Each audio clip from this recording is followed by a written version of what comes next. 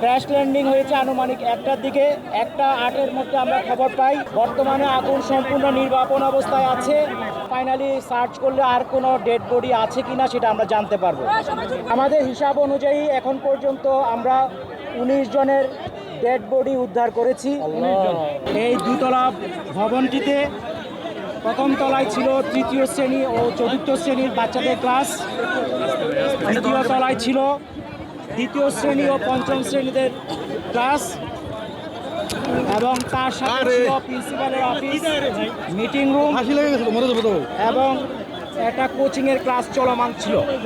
তবে ওই crash landing যখন হয় তখন স্কুল ছুটি হয়ে গিয়েছিল, এবং ওই সময় যে জায়গায় টিচার্স রুমের সাথে যে ল্যান্ডিংটা হয় আঘাত, ওই জায়গায় বাচ্চা কাচ্চারা জড়ো হয়েছিল এবং তাদের সাথে হয়তো কিছু অভিভাবক। আমরা ডিফেন্স ক্র্যাশ ল্যান্ডিং হয়েছে আনুমানিক 1টার দিকে।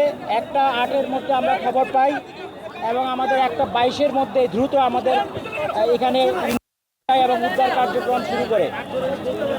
আমাদের 9টা ইউনিট এখানে কার্যক্রম করেছে। বর্তমানে আগুন সম্পূর্ণ নির্বাপন অবস্থায় আছে এবং আমরা উদ্ধার কার্যক্রম চালাচ্ছি। উদ্ধার কার্যক্রম একটু আগে আপনারা দেখেছেন, ট্রেন নিয়ে যাওয়া হয়েছে এয়ারক্রাফটের পিছনের যে ফিউজিলাস বলে ওই অংশটাকে টেনে বের করার জন্য। ওটা বের করার পর ফাইনালি সার্চ করলে আর কোনো ডেড বডি আছে কিনা সেটা আমরা জানতে পারবো। এখন পর্যন্ত আমাদের 6টা অ্যাম্বুলেন্স ছাড়াও আশেপাশে অনেক অ্যাম্বুলেন্স ব্যবহৃত হয়েছে, এবং ঢাকার বিশেষ করে সিএমএইচ, ঢাকা মেডিকেল কলেজের বার্ন ইউনিট এবং বাংলাদেশ মেডিকেলেও অনেককে আহত অবস্থায় নিয়ে যাওয়া হয়েছে বিভিন্নভাবে। আমাদের হিসাব অনুযায়ী এখন পর্যন্ত আমরা 19 জনের ডেড বডি উদ্ধার করেছি। 19 জন, এবং তারা বিভিন্ন হাসপাতালে আছে। এগুলি হিসাবটা চলমান আছে, যেহেতু দ্রুত উদ্ধার করে পাঠানো হয়েছে।